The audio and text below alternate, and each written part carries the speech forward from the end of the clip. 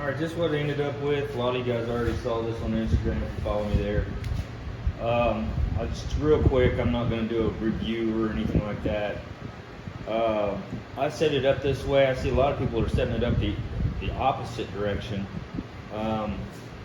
For me, this seemed better than the other way because they put these wheels to hang your leads on. So I thought, okay, I'll just face them this way. Everybody else seems to be facing them the other way. Well, then now your leads are going to be, because you've got drawers and everything on the other side.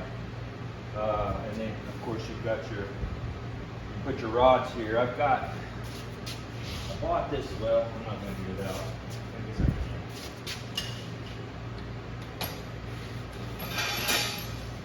I think this is like a 10-pound deal of 045, but it's a oblong shape and it won't fit in here. So I can either open these up or I can actually buy pipe, like PVC pipe or something like a buddy of mine gave me an idea to do. Put all this in there and have it round. I'm not sure what I'll do, but it's not a big deal.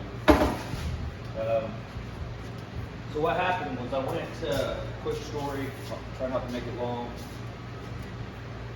Called Harbor Freight. I said, hey, do you have any coupons on this? Do you have any deals? Is it on sale? Blah, blah, blah, all the stuff. And the lady, she's real helpful. She's checking people out as she goes, and you can tell she's like, yeah, hold on a second, I'll look for you. It's like, thank you, sir. Okay, have a good day. And then she starts looking it up. She's singing as she's looking it up, so she's like in a great mood. And she's literally singing on the phone as I'm listening. And so she comes back on. She goes, I can't find anything. It's not on sale. They don't really tell us when it's going to go on sale. She said, hold on, let me check one more thing. So she went into Vulcan, looked up Vulcan, and found a 20% off on Vulcan products. She went down through the deal and she's like, okay. He says, oh, okay, the tool car, okay, the welding cart. She said, it is. She goes, I can get you 20% off on that. And I'm like, man, with her attitude and everything and the help she gave me just over the phone, I was like, I'm on my way. So I get there and I walk in and I see a lady that looks pretty pumped about just life in general. And I'm like, are you the lady that sang to me on the phone? And she's like, I sure am. I said, well, I'm here to pick up that welding cart. She's like, all right, we'll hook you up. And she even helped me load the thing. I'm like, man, you just don't find people like that hardly anymore. They're so, I mean, she works at Harbor Freight. It's like, she's pumped, you know, loves life. Hell, I don't know, maybe they pay them super good or she just, I don't know. Anyway, she basically sold me on this, plus the 20% off, which ended up making this come to $393 out the door with tax.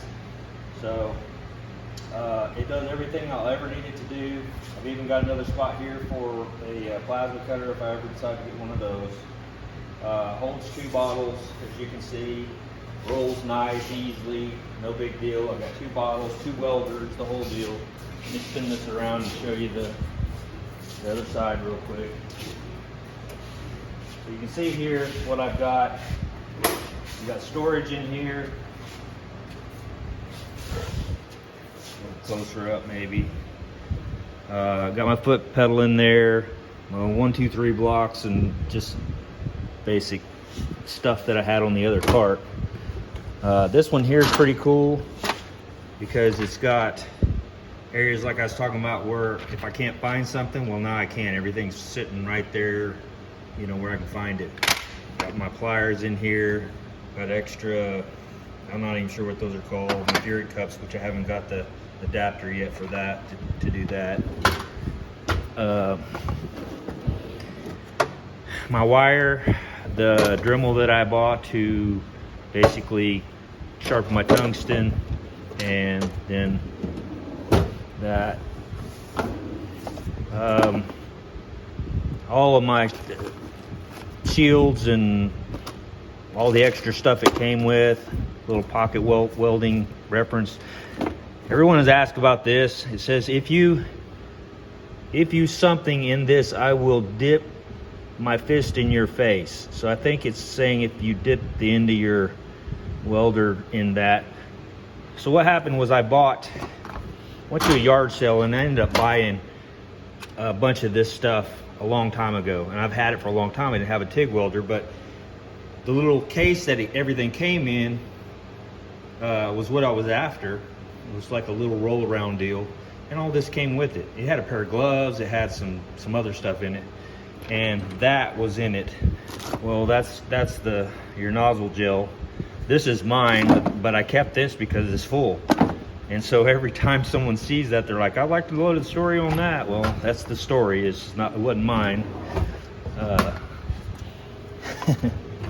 Anyway, let me pull you off this, and hopefully it doesn't shut it off. It didn't. Hey, looky there. So got room in there. I don't have anything but my welding wire. I think that's 062 welding wire. Has magnets on it. It seems really well built. It's heavy duty. And for me, I couldn't pass up being able to buy this and not having to build the other cart and having all this storage. And because I wasn't sure I was going to build all that storage into that. This stuff is all, I'm not going to get a bunch of dust and crap inside those drawers and all that. So that worked out pretty well for me. Again, it's quite a bit of money, but I mean, for me, it was convenient. And so again, if I put turnies around the other way, all those are going to hang in front of all these drawers, and I've got to pick all that up to pull these drawers out, which seems like a pain in the butt. So it seems like they made it, in my opinion, they made it. And these here for like if you got like a big lead I've got over there to run 220. But yeah, it just seemed like this makes more sense to me. I mean, you got your rod here, you got whatever, you just pull it off and go. But anyway, that's that. So that's what I did. Sorry if I disappointed. You guys wanted to see me do a whole bunch of fabricating, but I decided against it. That's what I'm working on now.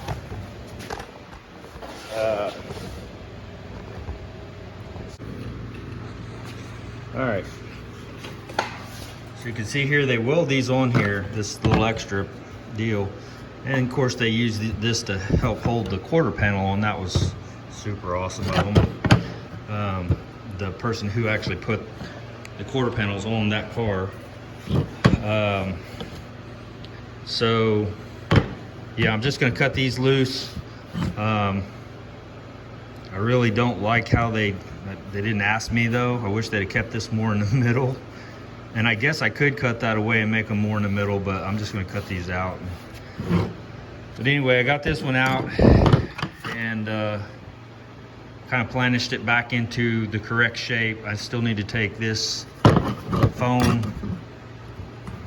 whatever kind of foam that is, off of there. I'm basically using this tool here to do a lot of this work. But anyway, I got that off and it's ready to be blasting, cleaned up. So I don't know if you want to watch me do this or not. It's pretty simple. You're just, I'll tell you what I am using. I'm using these bits that are made for, they've got like a little self, I don't know if that'll show that or not. A little self pilot there. So what I do is just run a little tiny pot with it. Normally I pop a hole like this, then I've taken this little guy here and just started me, that way it doesn't walk around. But these are pretty good about not doing that. You can actually start these pretty well, but I wanted them to be really precise as to where I put them. So I'll pop those holes, then I'll come back with this tool here in between the panels and take this panel off. You can see here what I did on the other one. And just something interesting that I noticed was there's no primer of any kind underneath their stuff. So as we talked about how this has bare metal in certain places, even years ago, I mean, they had bare metal on a lot of this stuff like that. I mean, I guess they figured that would cover it, and they put that on there, and then they whatever dunked it or dipped it, or did that after they dipped it, or, well, if they did it after they dipped it, then that metal wouldn't be like that though, right? I don't know. It's weird. Like, I keep finding stuff as I go in these old cars, and I'm like, what did they do? But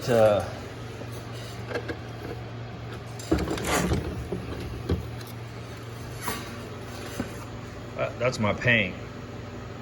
And so they didn't even really scuff this. You can still tell that it's pretty, they just painted right over the blue paint.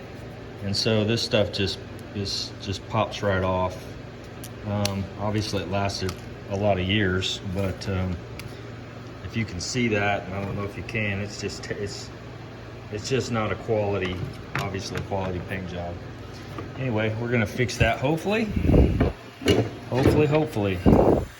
So anyway, yeah, I'm gonna knock this off there, then I'll have those and I'll clean those up and sandblast them and epoxy prime them, and probably won't epoxy prime them until I get all my epoxy primer out and ready to go, which will be when I decide to start doing some of this stuff here.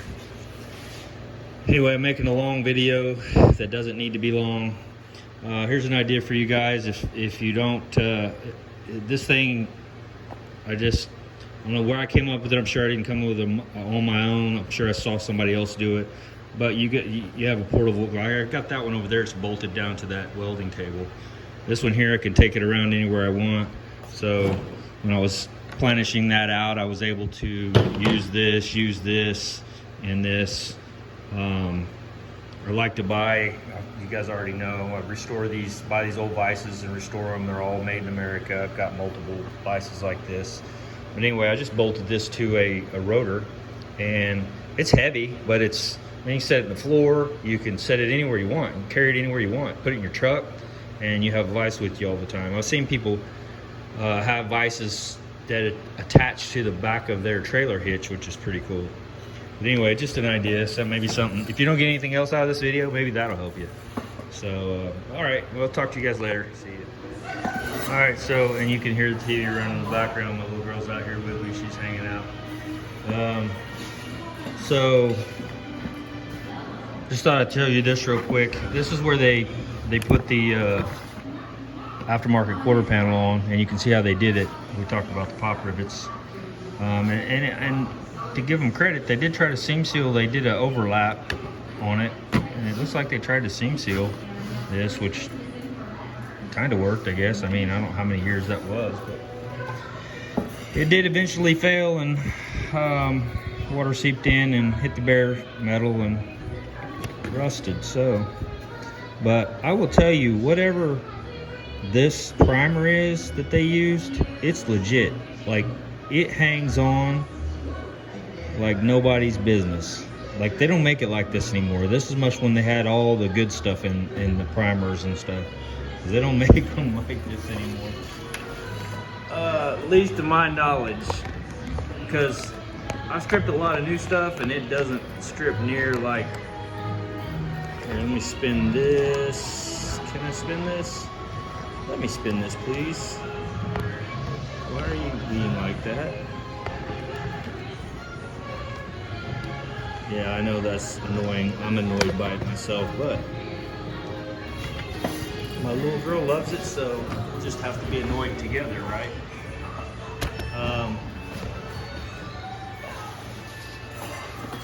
Anyway, I was gonna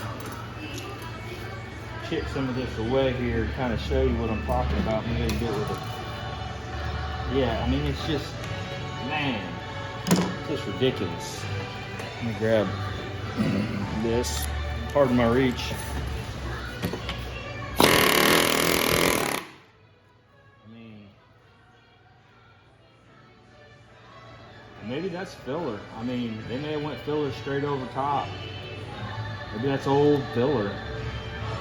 That old filler's stuck like nobody's business, though. It just,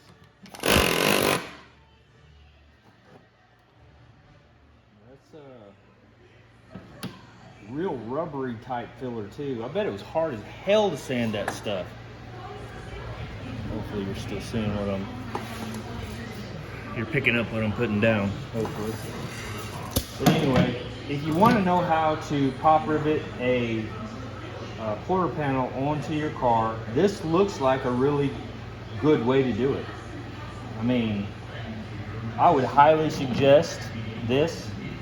Just pop rivet it on, no welding involved, just a couple little holes, pop rivet it, and even use, if you can, use this as a backer to come through, because that's going to make it a little more stiff. And then just gob Bondo all over the top of it and sand it to where, just sculpture it flat. And then you're good to go. Like, then shoot your, your sealer and your paint and be done with it. Walk the hell away. Be done. Don't do like I'm doing. I'm never gonna get this car done. If I'd have done it like these guys have done, this had been done like 3 years ago. I'd already be driving it. I'd probably already wrecked it by now. So yeah, that's good stuff. Yeah, nice section job though. It's a nice straight line, and then just right over with filler. And usually in this area it's dented anyway, so hell, they're gonna have to use filler any damn way, right? So you got 1/8 inch of filler, 3/16, probably 3/16, which really, I mean, what they say, you can use a quarter. I mean, hell, they're way under their limit with filler. So high five, fantastic job done, well done. Anyway, now I got to get this crap out of here and get it pulled apart. And so I'm still kind of using, but I thought I'd just bring you along for that, because that was interesting. Yeah, original panel, aftermarket, and that's where they sectioned it in. But yeah, I got to get this crap off there, so kind of digging at it with this thing here. Just go a little bit at a time. Could probably use a hacksaw blade or something to cut that through, but that would be too easy, and I wouldn't want to do it easy, because that would not be fun. I mean, where's the challenge in that, right? So anyway, I'll get that off and probably won't bring you back. So if not, we'll see you next time. All right, one more pro tip from me to you guys. And I wish I could tell you what this is, because if I knew what it was, this is what I want you to do. You can tell that this didn't rust and this all has rusted. So where this was in place, it didn't rust. So what I would do is figure out what this is, what they used back in that day, and I would coat the whole inside of all of your panels in your car with this stuff. And then you won't have to worry about rusting anymore. So, I mean, it seems like a good tech tip for me to use. So, yeah, you guys have a good day.